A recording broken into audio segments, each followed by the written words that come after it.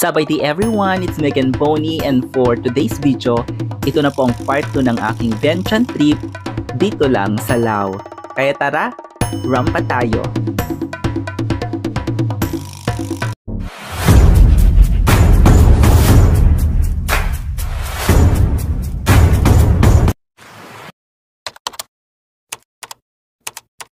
Ito na po ang street dito sa pinagstayan namin.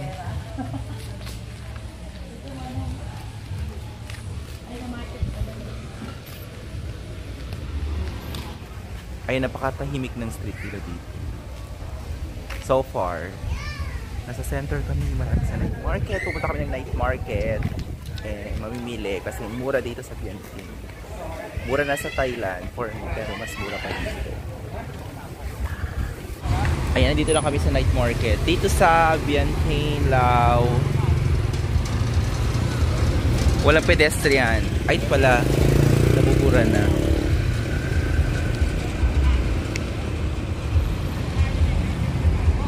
Nakakaloko. Ang galing naman nila.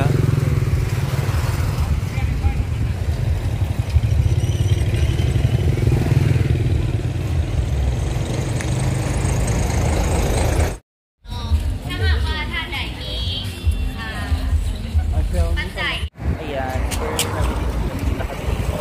yung left pocket nila medyo mahal ng pera. Like for me, parang yung isang baglet is 45,000. 7 pesos, parang gano'n.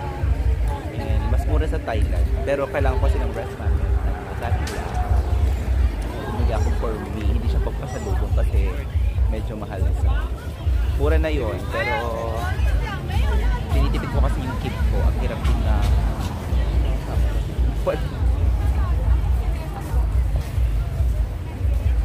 bibili kami ng ice cream.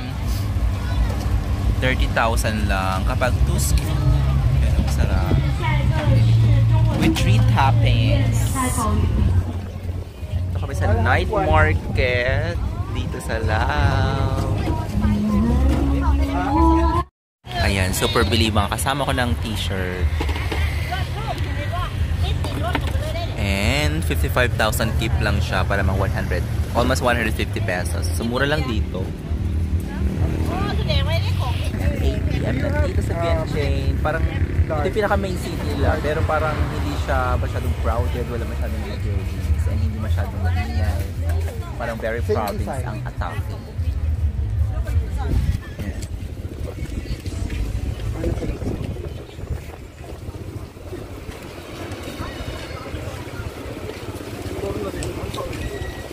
Parang nakakuha niyan yung noodles na yan.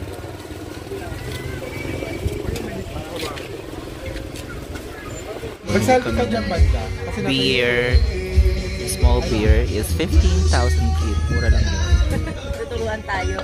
Ito naman 99,000 kip. Siya kamahalan. Sasaw-saw mo yun.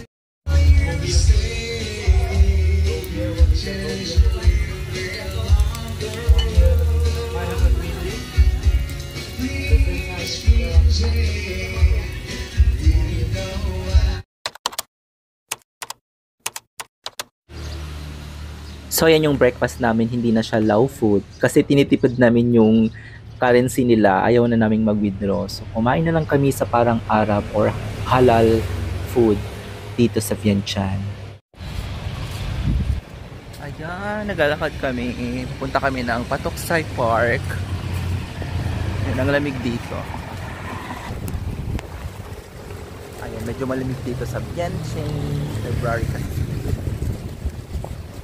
Sarap ng hangin. Hindi siya mag-init maglakad. Mag-10 p.m. Punta kami ng Patuxay Park.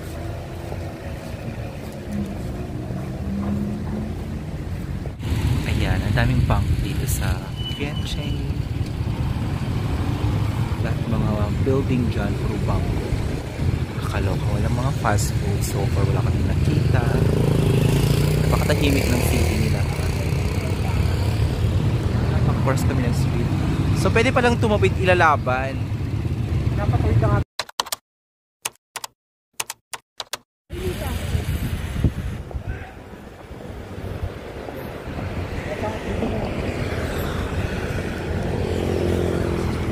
Dito na mag-catwalk. Dito na tayo sa Patsuksay Park. Dito sa Vientiane, Lao.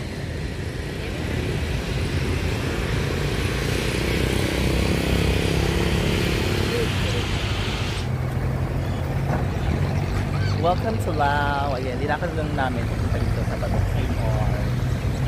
Very...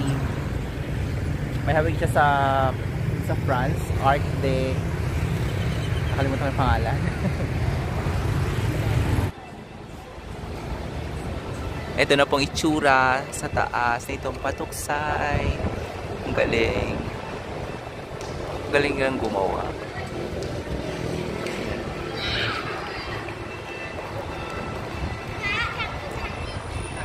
Pwedeng umakyat sa taas, may ticket. Hindi nakakayanin, no? Dead pa na. Saan ba kaya? Ayan, may bayad pala yung pataas. 30,000 keep. Mura lang naman yung 30,000. Tapos sa likod, may pa-fountain. Park talaga siya. And walang entrance fee sa area to.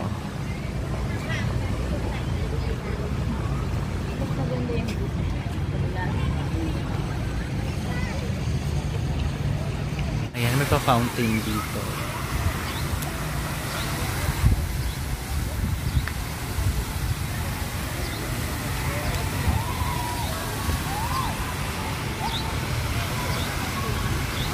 Ay!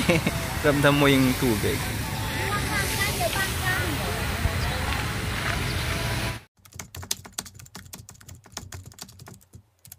Ayan, punta kami ng Tat Dam. Hello. Tat Dam. Dito kami sa Tat Dam. Dinaanan lang namin while walking papuntang accommodation. Tat Dam. Super low mo na siya and nag-aalay-alay din sila ng flowers.